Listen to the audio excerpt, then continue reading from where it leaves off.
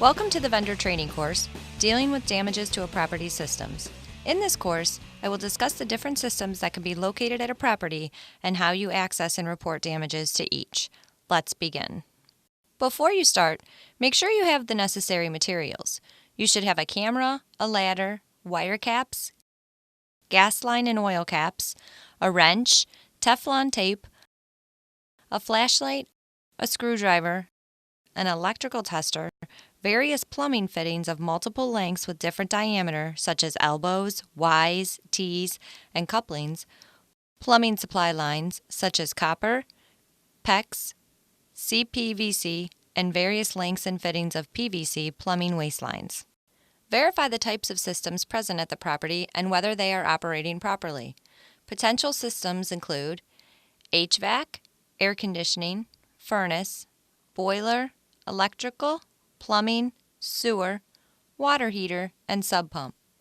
If the systems are not present, check to make sure they were not previously installed at the property. If any of the systems are missing or damaged, you must provide an estimate to replace or repair the system. Read your work order to verify whether an allowable is available or if a bid should be placed. If the repair is out of scope, provide a bid. Additionally, if gas or oil lines are missing caps, these need to be covered. If this does not fall into the allowable, submit a bid.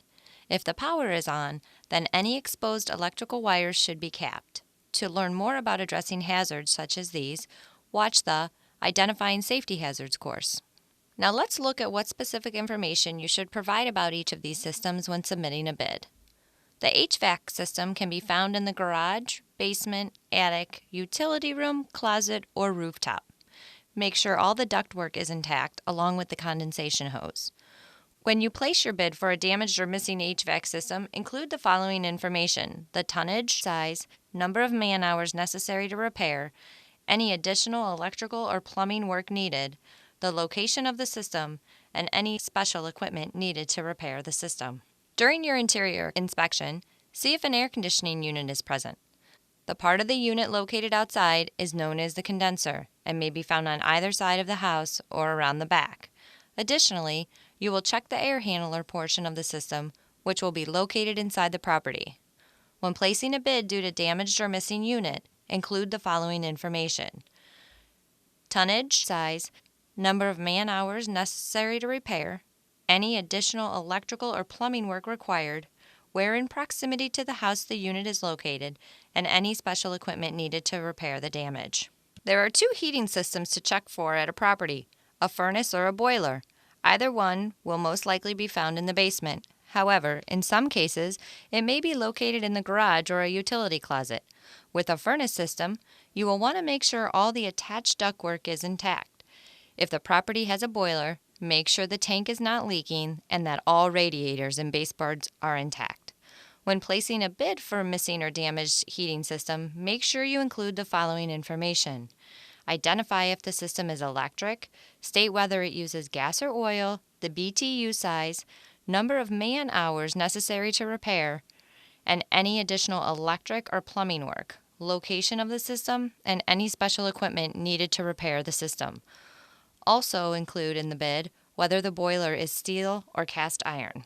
When inspecting the water heater, check for any leaks, as well as mold on nearby walls and the water heater stand. Take a photo of the gas valve in the off position, in addition to a photo of the pressure relief valve if one is present. If the water heater is damaged in any way, make sure the water supply is turned off to avoid further damages from occurring. When submitting a bid for damages to the water heater, include the following information: identify if it is electric, gas, or oil, list the number of gallons the tank holds, and any additional plumbing work required. When it comes to the electrical system, make sure the electric meter and electrical mast, which are located on the outside of the house, are intact.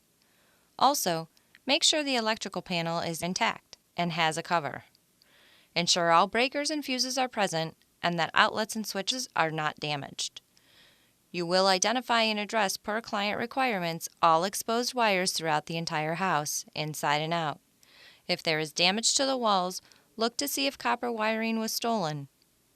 When placing a bid to repair damages, include the following details: amperage size, any additional electrical work needed, number of man-hours necessary to repair, and the location of the electrical panel. You will also want to inspect the plumbing system. If there is damage to the walls, look for signs of missing copper piping. Also, identify and address per client requirements any open water lines. Include the following information when you are submitting a bid for damages: type of material the pipes are made of, such as copper, PEX, or CPVC, the diameters of the supply lines, type of material the sinks are made of, such as porcelain or plastic, number of man-hours necessary to repair, locations of the needed repairs, the linear footage, and whether additional plumbing work is needed. When checking the sewer system, look at all drains under all sinks, and check all toilets to ensure they are intact. Also, check whether a septic tank is present and connected. Make sure there is no sign of leakage. You will identify and address, per client requirements, all open sewer lines. When submitting a bid for missing or damaged sewer systems, include the following information: the size of the tank, whether the system is concrete or fiberglass, materials needed to repair, and the number of man-hours necessary to repair. Finally, if a sub pump is present, check it for damage. First, verify that the power is on to the sub pump. Next, check to see if it is operational by removing the lid and reaching into the hole to lift the float, which should cause the pump to turn on. If the pump is not operating properly, replace it for the allowable. If there is no allowable, or if the stated allowable does not cover replacing the sub pump, submit a bid.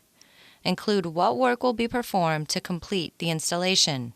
This may include, but is not limited to, the length of the PVC discharge line, labor involved to dig out the crock, details on work needed to drill through the cement wall to run the discharge line, or any electrical work that may be required. With each system type, always provide photo documentation whether the system is intact, has damages, or is missing. Additionally, you should take photos of any safety hazards present before and after they are addressed.